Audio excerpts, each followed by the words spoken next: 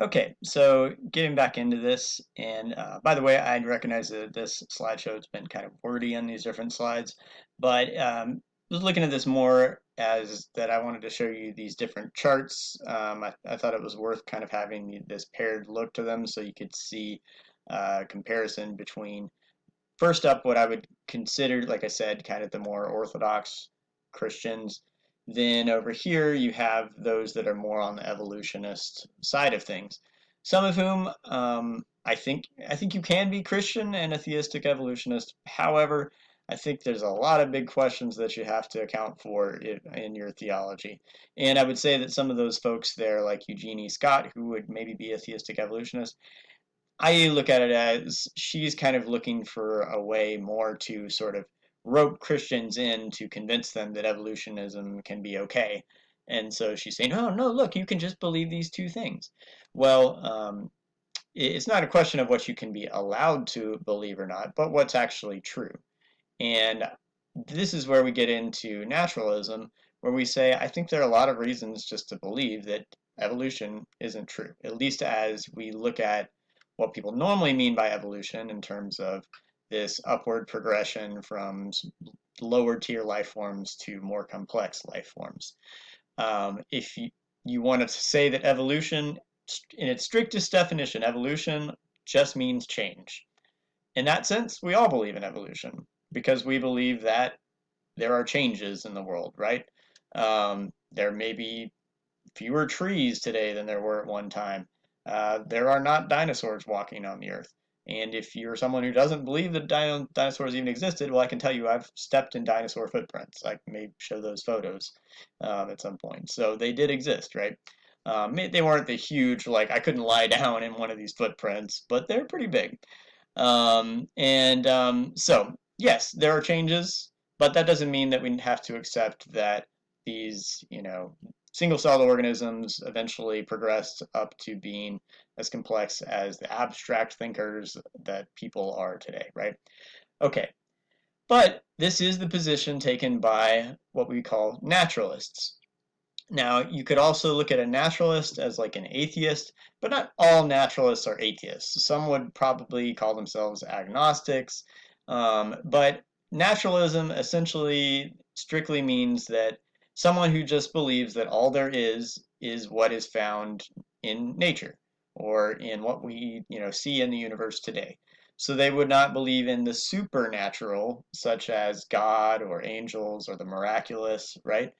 And so, as a naturalist, now this is what most quote like mainstream scientists are. So, some like kind of foremost thinkers of naturalism would be Richard Dawkins, Stephen Gould, and then most secular scientists.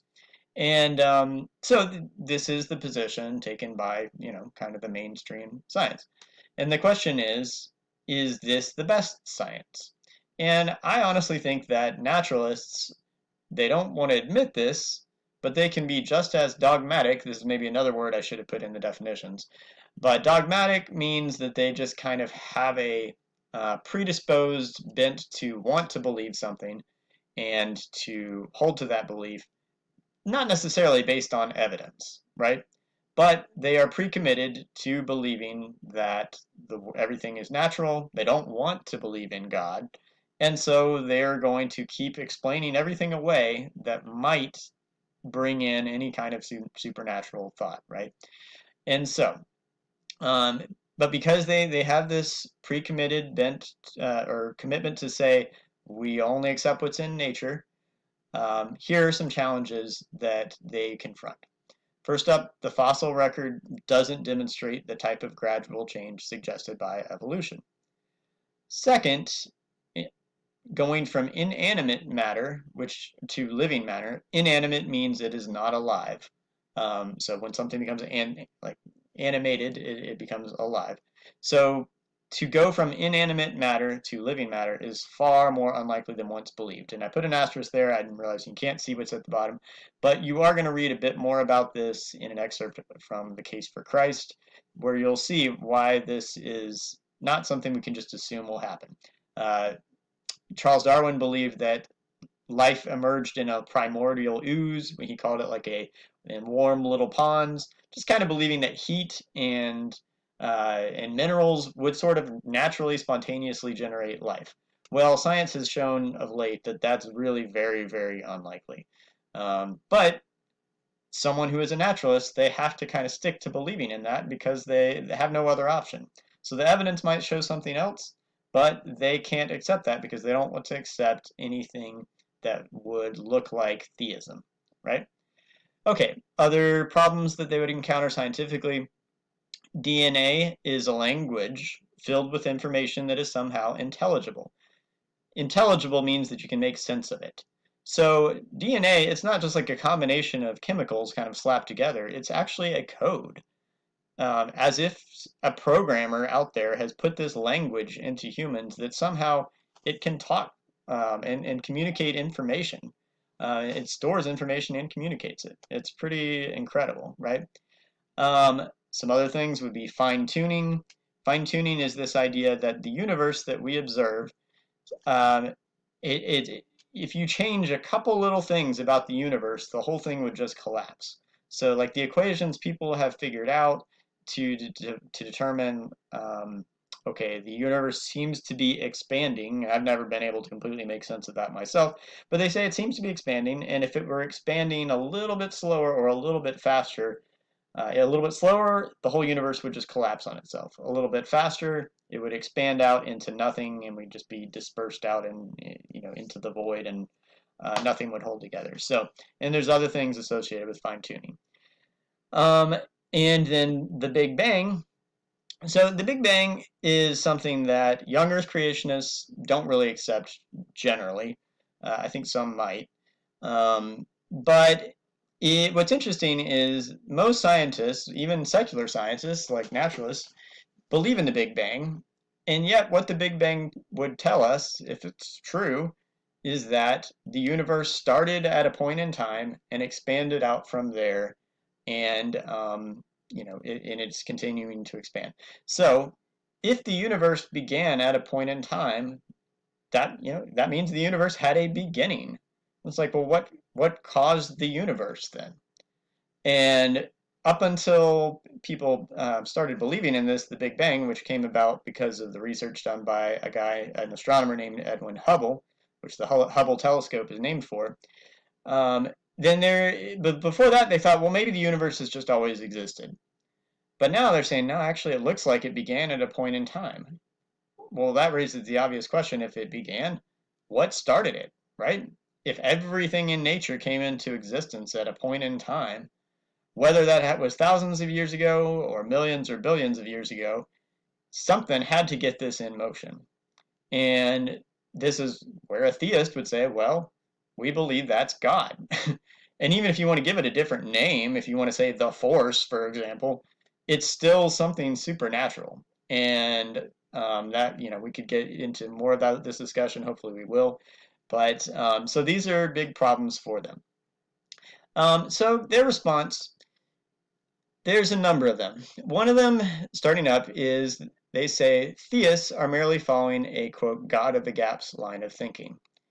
And I meant to have an asterisk there to go down to the bottom, which I'll talk about in a second. But they also say, well, gaps in scientific knowledge require more time and study.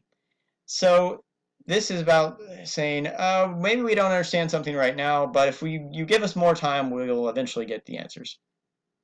God at the gaps is an argument that says, and going back to the first one, that if a theist believes, they can point to evidence and say, well, we think God is the cause of these things. The stance of a naturalist is that, no, you're just doing this thing that like polytheists used to do years ago, where they would say, hey, maybe there's some wind going through the trees. We can't really explain that. I'm talking about thousands of years ago. So since we don't know what causes that, we're just going to say it was a deity or a god. That they would say theism is a lazy form of thinking that if I can't explain something, then I'll just say it was something divine. So the question down there at the bottom is, why isn't intelligent design, which is the thing that the people in the previous slide believe in, why isn't that God of the gaps? So I want you to think about that. What's the difference between people who hold to the scientific position today that something supernatural, like God, started the universe off and created life, versus the old way of thinking, which was, well, I can't really understand something, I'll just say it was God or a God. Here's the difference. In the past, God of the gaps said, anything I don't know or understand, I'll just kind of throw God into that gap. But intelligent design, which we find by young Earth and old Earth creationists, is a phenomenon that says, no, I see things that I do understand. I recognize design. When I see design, I naturally am able to, from that, infer that there is a designer. So intelligent designs is not based on what we don't understand. It's based on what we do understand, which is to say, anytime I see something with design, I naturally can conclude there was a designer behind that. Okay, some other responses that you find from atheists or, well, truly naturalists, when we're thinking like on the science vein, is the things like panspermia and the multiverse, which are just kind of harebrained theories that there's no evidence for, but they have to come up with something to try to stick to this naturalist way of thinking. Panspermia says, well, we know life could not have emerged in the as long as the Earth has been here. It doesn't really work. So, at least not naturally or randomly. So maybe aliens just kind of put the basic ingredients for life here millions of years ago, right? There's no evidence for that, of course. And yet they're willing to believe this. It sounds like science fiction. It sounds insane, but it's just a way to exclude God from the equation. Be like, oh, maybe it was aliens. And legitimately, I know it sounds insane, but there are scientists who will believe in something like that. Another response that they will give is that, and we will talk more, I'm not going to probably get into this today, but we will talk in class about the implication of a naturalist worldview, which is that free will is an illusion. And we'll talk about that more later on as to why that is. Okay, just have a little bit of time to talk about this last topic, which is, actually, I'll talk about that in class because I'm limited to 15 minutes here. So I'm going to skip over the Piltdown Man. But just the last thing here, which is, all right, so this is just kind of a funny meme here, right? You have an image of a wolf on the left and a little puny dog on the right. Wolf says, I'm going to get close to this group of humans. What's the worst that can happen? Thousands of years later. So you all probably know that dogs came from wolves, right? And you might ask, well, isn't that some kind of evolution? And it's like, yeah, actually, it is. There is a change. We can clearly tell that this thing on the right is not the same as this on the left. But what it is not an upward progression from a lower species to a higher species. In fact, this guy, the dog, has come about as a result of inbreeding that makes him, more vulnerable, probably has more health problems, because he has, we would say, lost genetic information through the centuries or millennia to where he's just not as equipped as he would have been in the past. And I bring this up to say, you can look at all these varieties of dogs, right? They're not actually different species. They're different breeds, but they're all dogs. They're all the same species. But they've all had certain genes kind of preferably bred into them or others left out. And so I would point to this when we talk about what we will look at, which is some things about like hominids, and to say, just because we may find a fossil of something from way back when that might look like it comes maybe between, let's say we found a fossil of something that looked like it was between a wolf and a dog. Well, we can't conclude from that we went from what is truly a lower form, the dog, up to the higher form, the wolf, because in reality, the wolf devolved out into these different forms of dogs who are not as healthy and not as equipped to deal with the world. So we'll look at this more, and I hope this all made sense for you.